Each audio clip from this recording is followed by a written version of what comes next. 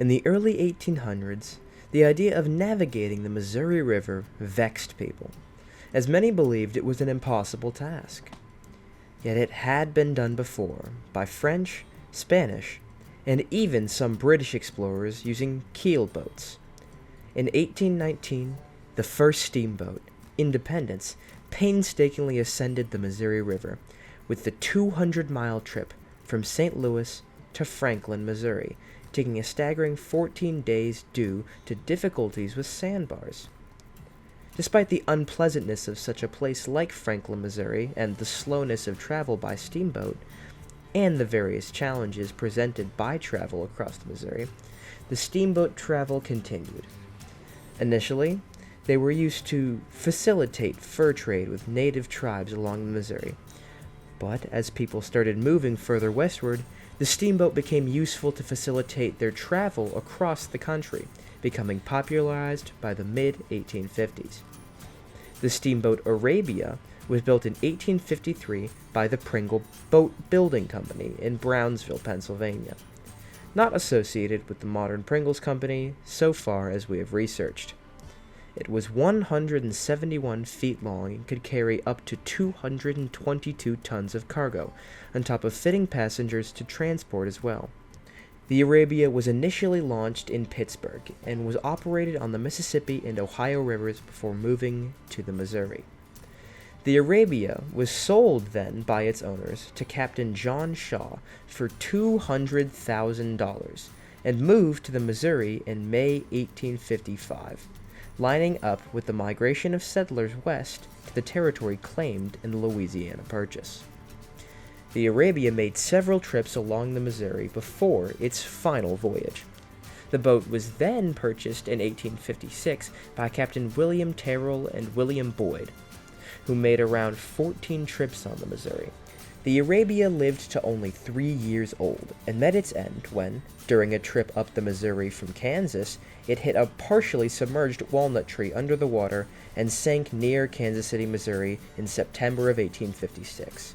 The tree damaged the Arabia's hull, allowing it to flood with water and quickly be weighed down, sinking in just a few minutes, though the muddiness of the Missouri kept the decks afloat for longer, giving the boat's 150 passengers and crew the opportunity to leave safely using the Arabia's single lifeboat.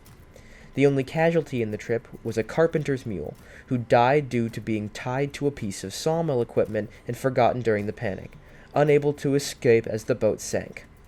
When the Arabia sunk, it was carrying 200 tons of over 2,000 packages, hundreds of barrels of whiskey, and 2 frame houses for all the new homes on the western frontier. Yet its cargo height was only 4'7", kinda like Rowan. Its cargo also included canned and bottled food such as pickles, that due to the lack of oxygen in the environment stayed preserved until the modern day. These pickles can be seen at the museum and look utterly horrid. After sinking, the boat ended up at the bottom of the Missouri. The river's course changed over time, though, shifting half a mile east and leaving the boat 45 feet below what became a random cornfield in Kansas by the 20th century. The legacy of the steamboat Arabia continued after its end, though, as in the decades after, rumors spread about the ship. People believed that it contained over 400 barrels of whiskey and a great amount of gold, which caused a large commotion and began a search for the lost boat by treasure hunters. There were many failed attempts to find the steamboat Arabia through the 19th and 20th century, until around 1987.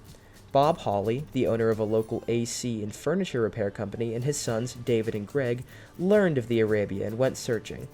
It was found finally by David Hawley, who located it using a metal detector, weathered maps, and old newspaper clippings. The next several months were filled with lots of digging and attempts to preserve the boat by removing all water from the site possible. Ultimately, it took nearly a year of this before the boat began to properly appear and people could glean what artifacts were in it. They recovered castor oil, nutmeg, clothes, boots, needles, weapons, hammers, glass bottles containing preserved foods, pocket knives, eyeglasses, earrings, and more. All preserved for the 130 so years that the boat was missing. After recovering everything from the site, the discovered items were consolidated into a collection and put on display at our very own Steamboat Museum here in Kansas City. The museum also has a 171-foot-long scale replica of the main deck, different parts of the Arabia, and the skeleton of the mule who died,